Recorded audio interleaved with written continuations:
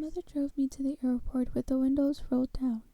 It was 75 degrees in Phoenix, the sky a perfect, cloudless blue. I was wearing my favorite shirt, sleeveless, white eyelet lace. I was wearing it as a farewell gesture. My carry-on item was a parka. In the Olympic Peninsula of northwest Washington state, a small town named Forks exists under a near constant cover of clouds. It rains on this inconsequential town more than any other place in the United States of America. It was from this town and its gloomy, omnipresent shade that my mother escaped with me when I was only a few months old. It was in this town that I'd been compelled to spend a month every summer until I was 14. That was the year I finally put my foot down. These past 3 summers, my dad, Charlie, vacationed with me in California for 2 weeks instead. It was to Forks that I now exiled myself, an action that I took with great horror. I detested Forks. I loved Phoenix. I loved the sun and the blistering heat. I loved the vigorous, sprawling city. Bella, my mom said to me, the last of 1,000 times before I got on the plane, you don't have to do this. My mom looks like me, except with short hair and laugh lines. I felt a spasm of panic as I stared at her wide, childlike eyes. How could I leave my loving, erratic, harebrained mother to fend for herself? Of course she had Phil now, so the bills would probably get paid. There would be food in the refrigerator, gas in her car, and someone to call when she got lost. But still, I want to go, I lied. I'd always been a bad liar, but I'd been saying this lie so frequently lately that it sounded almost convincing now. Tell Charlie I said hi. I will. I'll see you soon, she insisted. You can come home whenever you want. I'll come right back as soon as you need me.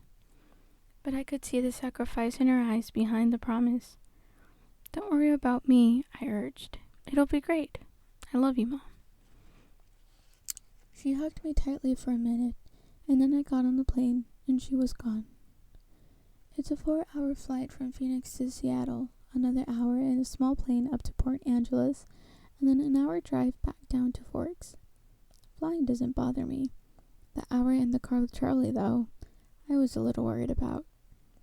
Charlie had really been fairly nice about the whole thing.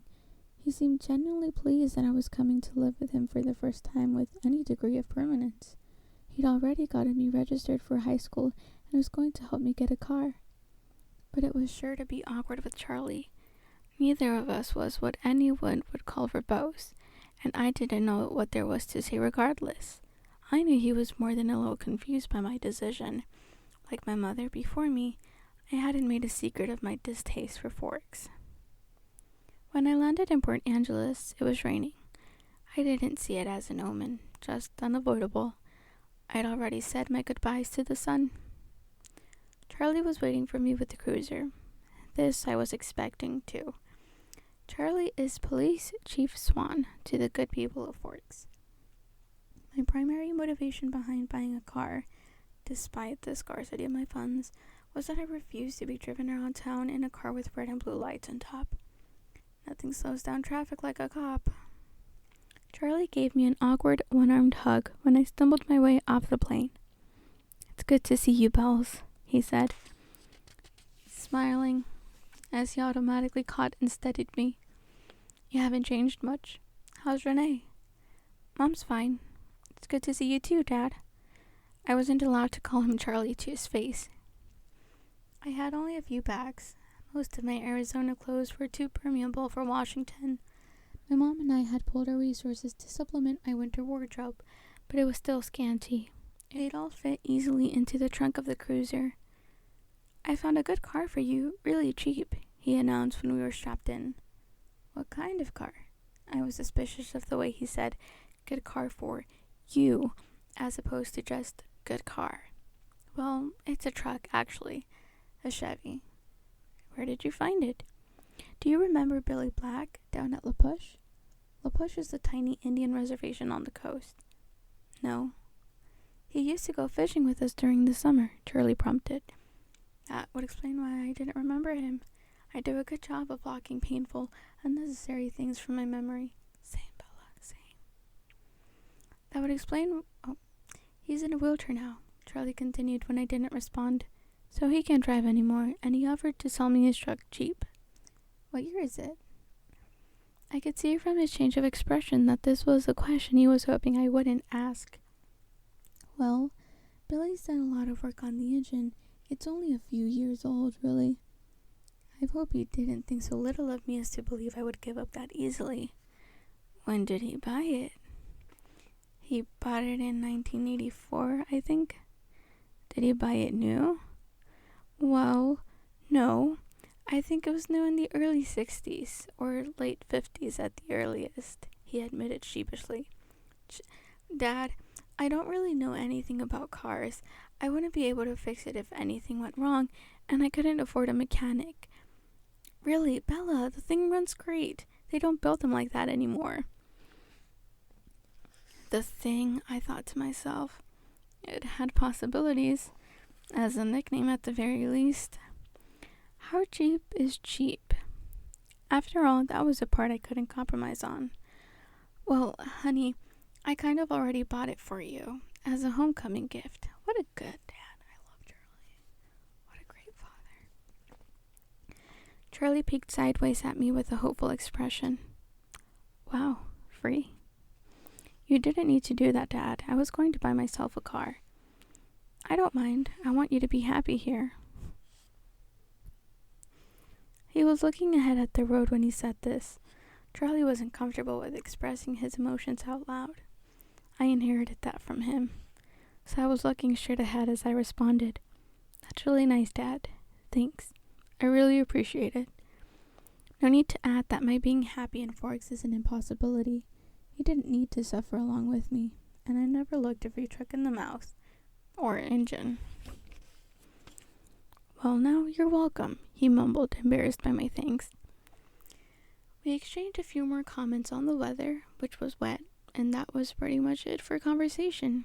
We stared out the windows in silence. It was beautiful, of course. I couldn't deny that. Everything was green.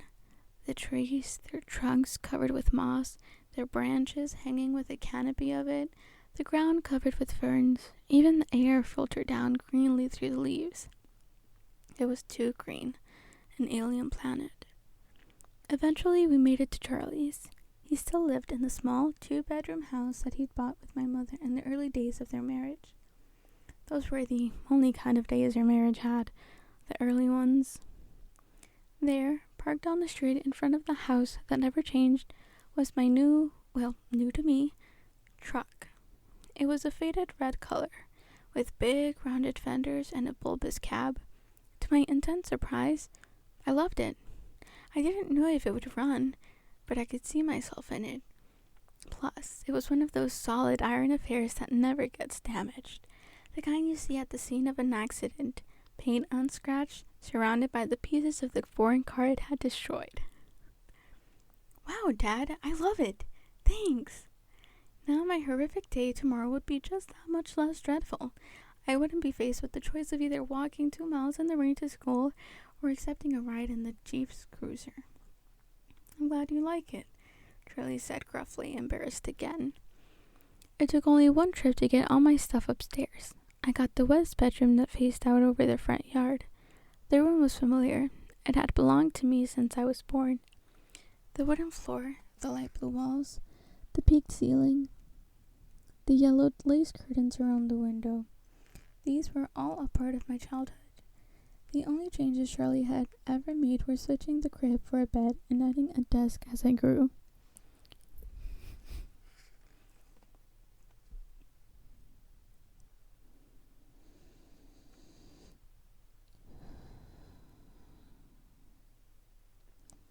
The desk now held a second-hand computer with the phone line for the modem stapled along the floor to the nearest phone jack. This was a stipulation from my mother so that we can stay in touch easily. The rocking chair from my baby days was still in the corner. There was only one small bathroom at the top of the stairs, which I would have to share with Charlie. I was trying not to dwell too much on that fact. One of the best things about Charlie is he doesn't hover. He left me alone to unpack and get settled, a feat that would have been altogether impossible for my mother. It was nice to be alone, not to have to smile and look pleased. A relief to stare dejectedly out the window at the sheeting rain and let just a few tears escape. I wasn't in the mood to go on a real crying jag.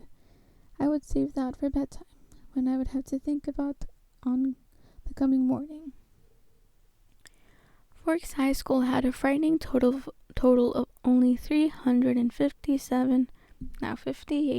students. There were more than 700 people in my junior class alone back home. All of the kids here had grown up together. Their grandparents had been toddlers together. I would be the new girl from the big city, a curiosity, a freak. Maybe, if I looked like a girl from Phoenix should. I could work this to my advantage, but physically, I never fit in anywhere. I should be tan, sporty, blonde, a volleyball player, or a cheerleader perhaps.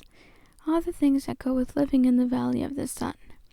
Instead, I was ivory-skinned, without even the excuse of blue eyes or red hair despite the constant sunshine. I had always been slender, but soft somehow, obviously not an athlete. I didn't have the necessary hand-eye coordination to play sports without humiliating myself and harming both myself and anyone else who stood too close. When I finished putting my clothes in the old pine dresser, I took my bag of bathroom necessities and went to the communal bathroom to clean myself up after the day of travel. I looked at my face in the mirror as I brushed through my tangled damp hair. Maybe it was the light, but I already looked sallower, and healthy. My skin could be pretty. It was very clear, almost translucent looking, but it all depended on color. I had no color here. Facing my pallid reflection in the mirror, I was forced to admit that I was lying to myself. It wasn't just physically that I'd never fit in. And if I couldn't find a niche in a school with 3,000 people, what were my chances here? I didn't relate well to people my age. Maybe the truth was that I didn't relate well to people, period. Even my mother, who I was closer to than anyone else on the planet, was never in harmony with me. Never on exactly the same page. Sometimes I wondered if I was seeing the same things through my eyes that the rest of the world was seeing through theirs.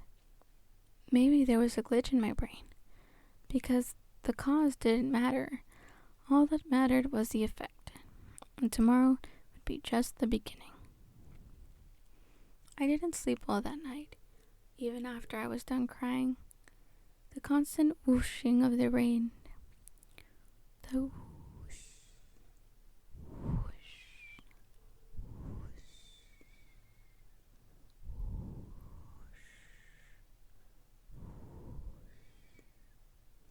Is that actually how rain sounds?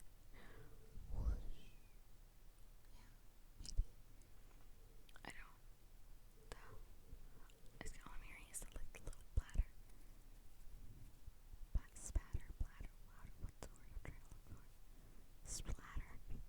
Spatter. I was close. And wind across her roof wouldn't fade into the background. I pulled the faded old quilt over my head and later added the pillow too. But I couldn't fall asleep until after midnight when the rain finally settled into a quieter drizzle. Thick fog was all I could see out my window in the morning, and I could feel the claustrophobia creeping up on me. You could never see the sky here. It was like a cage. Breakfast with Charlie was a quiet event. He wished me good luck at school. I thanked him, knowing his hope was wasted. Good luck tended to avoid me. Kinda true.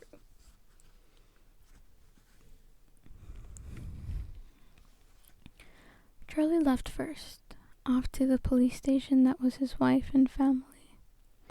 After he left, I sat at the old square oak table in one of the 3 unmatching chairs and examined his small kitchen, with its dark paneled walls, bright yellow cabinets, and white linoleum floor. Nothing was changed. My mother had painted the cabinets 18 years ago in an attempt to bring some sunshine into the house. Over the small fireplace in the adjoining handkerchief-sized family room was a row of pictures. First, a wedding picture of Charlie and my mom in Las Vegas. Then, one of the three of us in the hospital after I was born, taken by a helpful nurse, followed by the procession of my school pictures up to last year. Those were embarrassing to look at. I would have to see what I could do to get Charlie to put them somewhere else, at least while I was living here. It was impossible, being in this house, not to realize that Charlie had never gotten over my mom. It made me uncomfortable. I didn't want to be too early to school, but I couldn't stay in the house anymore. I donned my jacket, which had the feel of a biohazard suit, and headed out into the rain. It was just drizzling still, not enough to soak me through immediately as I reached for the house key that was always hidden under the eaves by the door and locked up. The sloshing of any new waterproof boots was unnerving. I missed the normal crunch of gravel as I walked. I couldn't pause and admire my truck again as I wanted. I was in a hurry to get out of the misty wet that swirled around my head and clung to my hair under my hood. Inside the truck, it was nice and dry. Either Billy or Charlie had obviously cleaned it up, but the 10 upholstered seats still smelled faintly of tobacco, gasoline, and peppermint. The engine started quickly, to my relief, but loudly, roaring to life and then idling at top volume. Well, a truck this old was bound to have a flaw. The antique radio worked, a plus that I hadn't expected.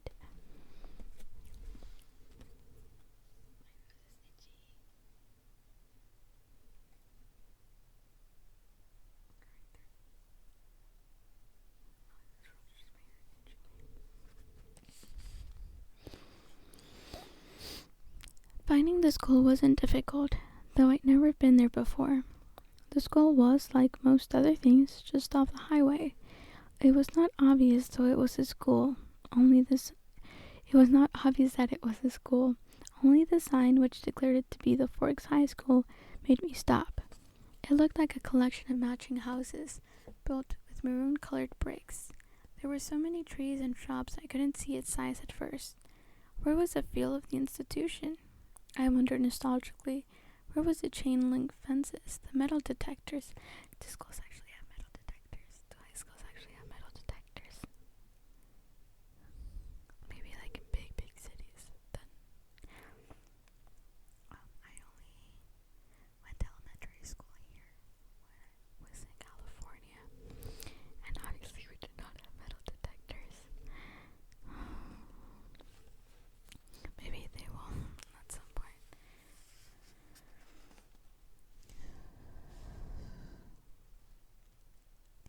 I parked in front of the first building, which had a small sign over the door reading front office.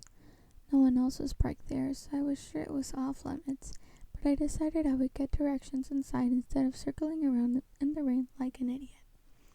I stepped unwillingly out of the toasty truck cab and walked down a little stone path lined with dark hedges. I took a deep breath before opening the door. Inside, it was brightly lit and warmer than I'd hoped. The office was small, a little waiting area with padded folding chairs, orange-flecked commercial carpet, notices and awards cluttering the walls, a big clock ticking loudly. Plants grew everywhere in large plastic pots as if there wasn't enough greenery outside. The room was cut in half by a long counter cluttered with wire baskets full of papers and brightly colored flyers taped to its front. There were 3 desks behind the counter, one of which was manned by a large, red-haired woman wearing glasses. She was wearing a purple t-shirt, which immediately made me feel overdressed. The red-haired woman looked up. "Can I help you?" "I'm Isabella Swan," I informed her, and saw the immediate awareness light her eyes. I was expected. A topic of gossip, no doubt. Daughter of the chief's flighty ex-wife, come home at last. "Of course," she said. She dug through a precariously stacked pile of documents on her desk till she found the one she was looking for. "I have your schedule right here and a map of the school." She brought several sheets to the counter to show me. She went through my classes for me, highlighting the best route to each on the map, and gave me a slip to have each teacher sign, which I was to bring back at the end of the day. She smiled at me and hoped, like Charlie, that I would like it here in Forks. I smiled back as convincingly as I could. When I went back out to my truck, other students were starting to arrive. I drove around the school following the line of traffic. I was glad to see that most of the cars were older like mine, nothing flashy. At home, I lived in one of the few lower-income neighborhoods that were included in the Paradise Valley district. It was a common thing to see a new Mercedes or Porsche in the student lot. The nicest car here was a shiny Volvo, and it stood out. Still, I cut the engine as soon as I was in a spot so that the thunderous volume wouldn't draw attention to me. I looked at the map in the truck, trying to memorize it now. Hopefully I wouldn't have to walk around with it stuck in front of my nose all day. I stuffed everything in my bag, slung the strap over my shoulder, and sucked in a huge breath. I can do this, I lied to myself feebly. No one is going to bite me. That's funny. I finally exhaled and stepped out of the truck. That's really funny. I don't think I'd caught that before. I kept my face pulled back into my hood as I walked to the sidewalk, crowded with teenagers. My plain black jacket didn't stand out, I noticed with relief. This girl's she has such high anxiety levels. She's stressing me out. Once I got around the cafeteria, building 3 was easy to spot. A large black 3 was painted on a white square on the east corner. I felt my breathing gradually creeping toward hyperventilation as I approached the door. I tried holding my breath as I followed 2 unisex raincoats through the door. The classroom was small. The people in front of me stopped just inside the door to hang up their coats on a long row of hooks. I copied them. There were 2 girls, one a porcelain-colored blonde, the other also pale with light brown hair. At least my skin wouldn't be a standout here. I took the slip up to the teacher, a tall, balding man whose desk had a nameplate identifying him as Mr. Mason. He gawked at me when he saw my name. Not an encouraging response, and of course I flushed tomato red. But at least he sent me to an empty desk at the back without introducing me to the class. It was harder for my new classmates to stare at me in the back, but somehow they managed. I kept my eyes down on the reading list the teacher had given me. It was really basic. Bronte, Shakespeare, Chaucer, Faulkner. I'd already read everything. That was comforting and boring. I wondered if my mom would send me my folder of old essays or if she would think that was cheating. I went through different arguments with her in my head while the teacher droned on. When the bell rang, a nasal buzzing sound. Achingly boy with skin problems and hair black as an oil slick leaned across the aisle to talk to me. You're Isabella Swan, aren't you? He looked like the overly helpful chess club type. Bella, I corrected. Everyone within a 3-seat radius turned to look at me. Where's your next class? He asked. I had to check in my bag. Government with Jefferson in Building 6. There was nowhere to look without meeting curious eyes. I'm heading toward Building 4. I could show you the way. Definitely overhelpful. I'm Eric, he added. I smiled tentatively. Thanks. We got our jackets and headed out into the rain, which had picked up. I could have sworn several people behind us were walking close enough to eavesdrop. I hoped I wasn't getting paranoid. So, this is a lot different than Phoenix, huh? He asked. Very. It doesn't rain much there, does it? 3 or 4 times a year. Wow, what must that be like? He wondered. Sunny, I told him. You don't look very tan. My mother's part albino. He studied my face apprehensively and I sighed. It looked like clouds and a sense of humor didn't mix. A few months of this and I'd forget how to use sarcasm. We walked back around the cafeteria to the south buildings by the gym. Eric walked me right to the door, though it was clearly marked. Well, good luck, he said as I touched the handle. Maybe we'll have some other classes together. He sounded hopeful. I smiled at him vaguely and went inside. The rest of the morning passed in about the same fashion. My trigonometry teacher, Mr. Werner, who I would have hated anyway just because of the subject he taught, St. Bella, were so smart, was the only one who made me stand in front of the class and introduce myself. I stammered, blushed, and tripped over my own boots on the way to my seat. After 2 classes, I started to recognize several of the faces in each class. There was always someone braver than the others who would introduce themselves and ask me questions about how I was liking forks. I tried to be diplomatic, but mostly I just lied a lot. At least I never needed the map. My foot is falling asleep. Hold up a segundito. I don't know what's under me, but I need to take a small drink of water. Just a second. One girl sat next to me in both trig and Spanish, and she walked with me to the cafeteria for lunch. She was tiny, several inches shorter than my 5 feet 4 inches, but her wildly curly dark hair made up a lot of the difference between our heights. I couldn't remember her name, so I smiled and nodded as she prattled about teachers and classes. I didn't try to keep up. We sat at the end of a full table with several of her friends, who she introduced to me. I forgot all their names as soon as she spoke them. I do that too. I have a bad tendency of not listening when people are talking to me. Like only half listening, but not even trying to retain the information. I have issues. They seemed impressed by her bravery in speaking to me. The boy from English, Eric, waved at me from across the room. Let me see how long I have to the end of the chapter. Okay, only like 5 pages. I'm tired. We've been going for half an hour already. Oh shit, okay. It was there, sitting in the lunchroom, trying to make conversation with 7 curious strangers, that I first saw them. They were sitting in the corner of the cafeteria, as far away from where I sat as possible in the long room. There were 5 of them. They weren't talking, and they weren't eating, though they each had a tray of untouched food in front of them. They weren't gawking at me, unlike most of the other students, so it was safe to stare at them without fear of meeting an excessively interested pair of eyes. But it was none of these things that caught and held my attention. They didn't look anything alike. Of the 3 boys, one was big, muscled like a serious weightlifter, with dark curly hair. Another was taller, leaner, but still muscular, and honey blonde. The last was lanky, less bulky, with untidy, bronze-colored hair.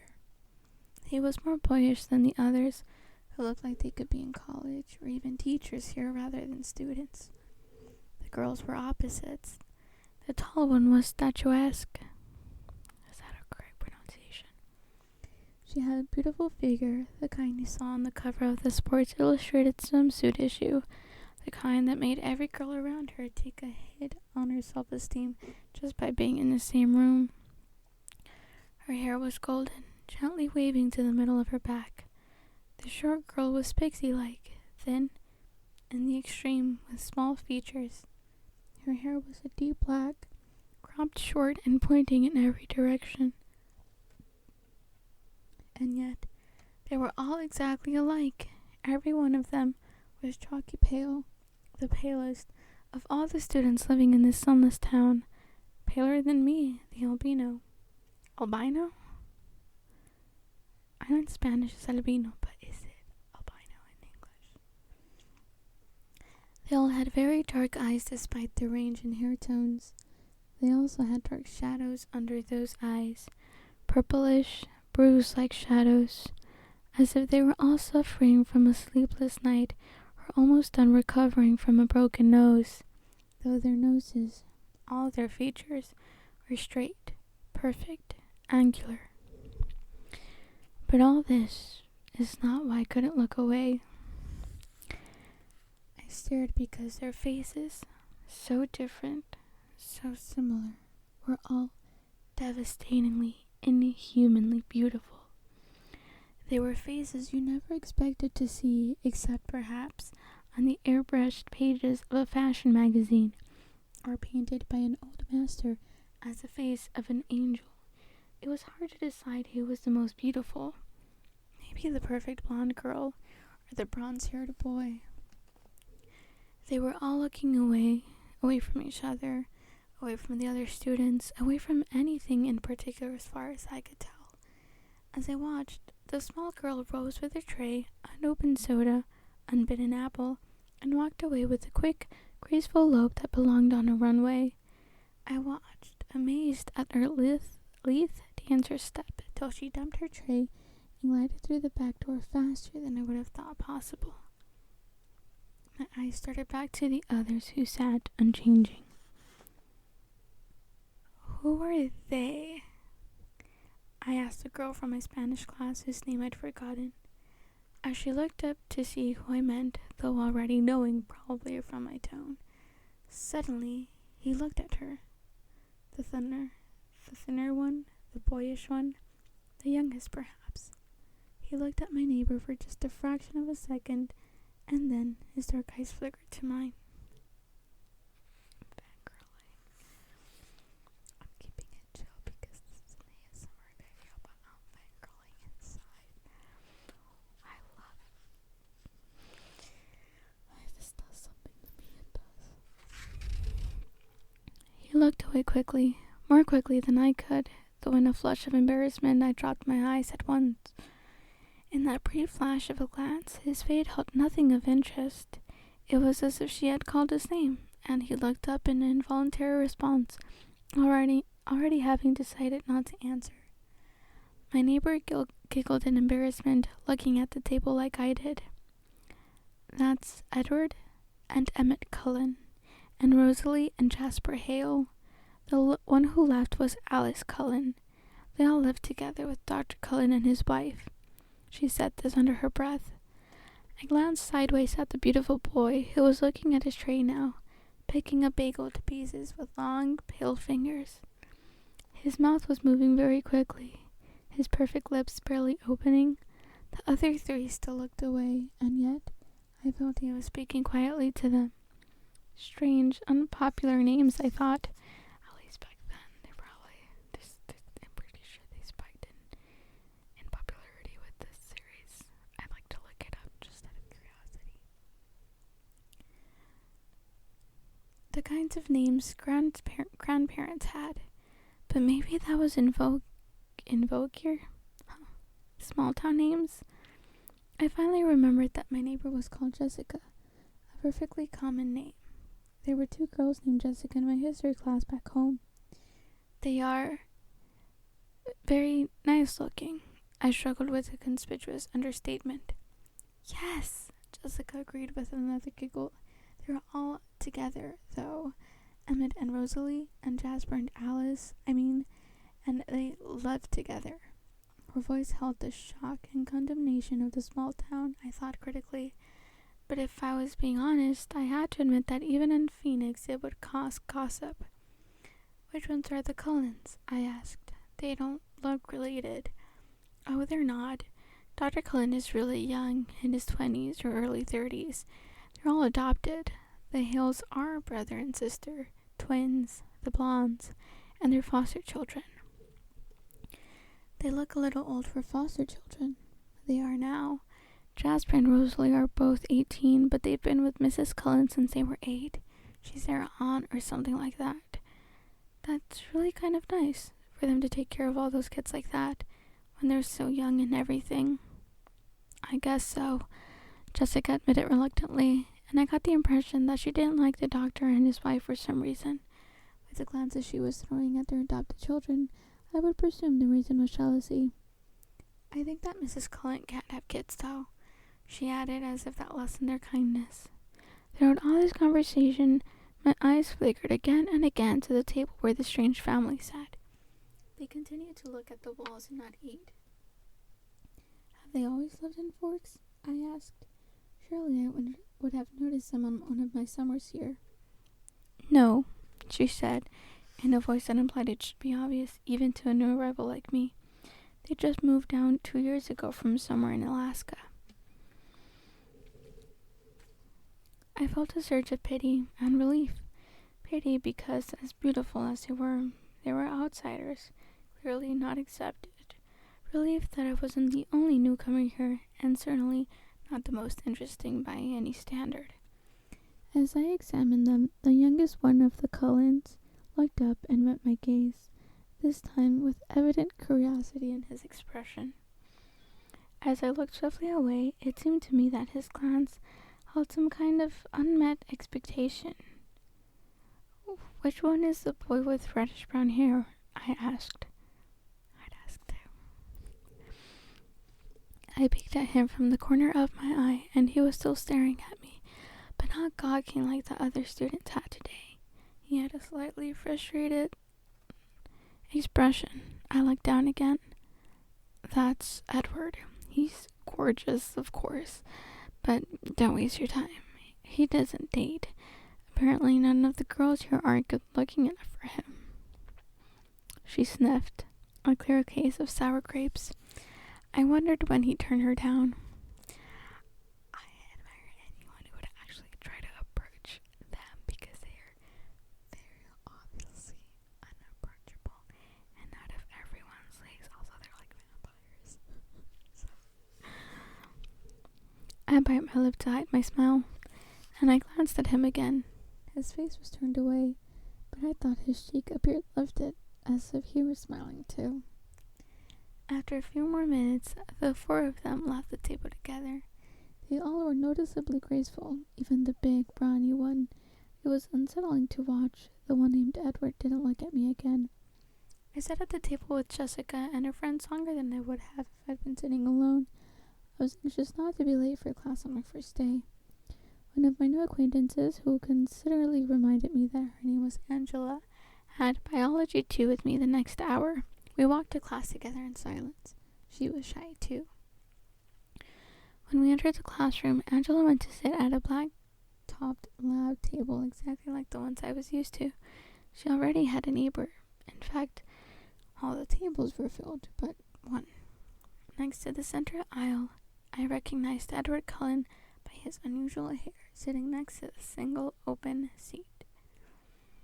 As I walked down the aisle to introduce myself to the teacher and get my slip signed, I was watching him surreptitiously. Just as I passed, he suddenly went rigid in his seat. He stared at me again, meeting my eyes with the strangest expression on his face. It was hostile, furious. I looked away quickly, shocked, going red again. I stumbled over a book in the walkway and had to catch myself on the edge of a table. The girl sitting there giggled. I noticed that his eyes were black, coal black.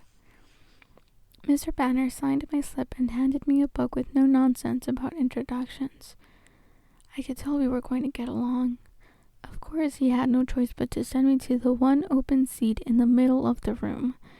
I kept my eyes down as I went to sit by him, bewildered by the antagonistic stare he'd given me.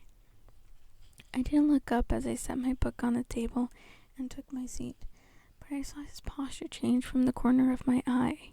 He was leaning away from me, sitting on the extreme edge of his chair and averting his face like he smelled something bad. Inconspicuously, I sniffed my hair. It smelled like strawberries, the scent of my favorite shampoo. It seemed an innocent enough odor. I let my hair fall over my right shoulder, making a dark curtain between us, and tried to pay attention to the teacher. There's my phone. Unfortunately, the lecture was on cellular anatomy, something I'd already studied. I took notes carefully anyway, always looking down. I couldn't stop myself from peeking occasionally through the screen of my hair at the strange boy next to me. During the whole class, he never relaxed his stiff position on the edge of his chair, sitting as far from me as possible. I could see his hand on his left leg was clenched into a fist, tendons standing out under his pale skin. This, too, he never relaxed. He had the long sleeves of his white shirt pushed up to his elbows, and his forearm was surprisingly hard and muscular beneath his light skin. He was nearly as slight as he looked next to his burly brother. The class seemed to drag on longer than the others. Was it because the day was finally coming to a close, or because I was waiting for his tight fist to loosen? It never did. He continued to sit so still it looked like he wasn't breathing. What was wrong with him? Was this his not normal behavior? I questioned my judgment on Jessica's bitterness at lunch today. Maybe she was not as resentful as I thought. It couldn't have anything to do with me. He didn't know me from Eve. I peeked up at him one more time and regretted it. He was glaring down at me again, his black eyes full of revulsion. As I flinched away from him, shrinking against my chair, the phrase, "if looks could kill," suddenly ran through my mind. At that moment, the bell rang loudly, making me jump, and Edward Cullen was out of his seat. Fluidly, he rose. He was much taller than I thought, his back to me, and he was out of the door before anyone else was out of their seat. I sat frozen in my seat, staring blankly after him. He was so mean. It wasn't fair. I began gathering up my things slowly, trying to block the anger that filled me, for fears my eyes would tear up. For some reason, my temper was hardwired to my tear ducts. I usually cried when I was angry, a humiliating tendency.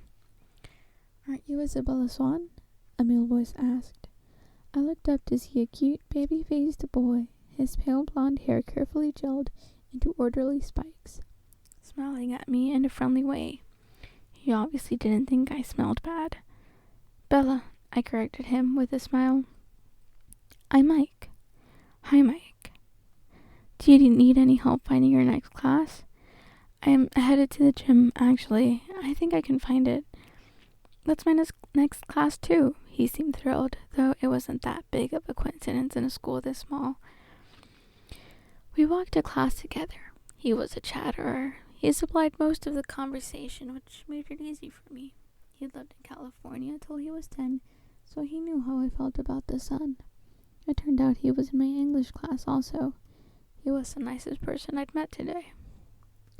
But as we were entering the gym, he asked, "So, did you stab Edward Cullen with a pencil or what?" I've never seen him act like that.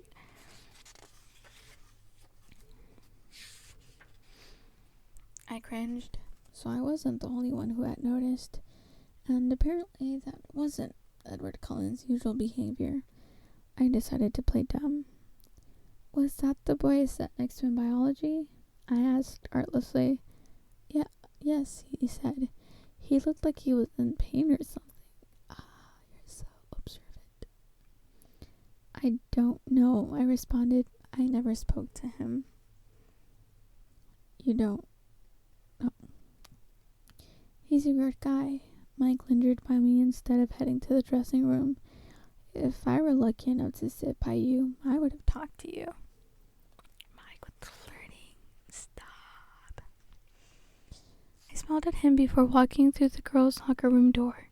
He was friendly and clearly admiring, but it wasn't enough to ease my irritation. The gym teacher, Coach Clapp, found me a uniform but didn't make me dress down for today's class. At home, only 2 years of PE were required.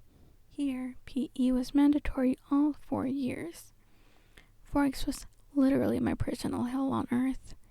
I watched 4 volleyball games running simultaneously, remembering how many injuries I had sustained and inflicted. Playing volleyball, I felt faintly nauseated. The final bell rang at last. I walked slowly to the office to return my paperwork. The rain had drifted away, but the wind was strong and colder. I wrapped my arms around myself. When I walked into the warm office, I almost turned around and walked back out. Edward Cullen stood at the desk in front of me. I recognized again that tousled bronze hair. He didn't appear to notice the sound of my entrance. I stood pressed against the back wall, waiting for the receptionist to be free. He was arguing with her in a low, attractive voice. I quickly picked up the gist of the argument. He was trying to trade from 6-hour biology to another time. Any other time. I just couldn't believe that this was about me. It had to be something else. Something that happened before I entered the biology room. The look on his face must have been about another aggravation entirely. It was impossible that this stranger could take such a sudden, intense dislike to me. The door opened again, and the cold wind suddenly gusted through the room, rustling the papers on the desk, swirling my hair around my face. The girl who came in merely stepped to the desk, placed a note in the work basket, and walked out again. But Edward Cullen's back stiffened, and he turned slowly to glare at me. His face was absurdly handsome, with piercing, hate-filled eyes. For an instant, I felt a thrill of genuine fear raising the hair on my arms. The look only lasted a second, but it chilled me more than the freezing wind. He turned back to the receptionist. My throat actually hurts right now. Whispering. I'm okay with whispering, but I need to get the whole soft-spoken thing down. Because whispering doesn't hurt my throat like soft-speaking does. He turned back to the receptionist. Never mind then, he said hastily in a voice like velvet. I can see that it's impossible. Thank you so much for your help. And he turned on his heel without another look at me and disappeared out the door. I went meekly to the desk, my face white for once instead of red, and handed her the signed slip. How did your first day go, dear? The receptionist asked maternally. Fine, I lied, my voice weak. She didn't look convinced. When I got to the truck, it was almost the last car in the lot. It seemed like a haven, already the closest thing to home I had in this damp, green hole. I sat inside for a while, just staring out the windshield blankly, but soon I was cold enough to need the heater, so I turned the key and the engine roared to life. I headed back to Charlie's house, fighting tears the whole way there.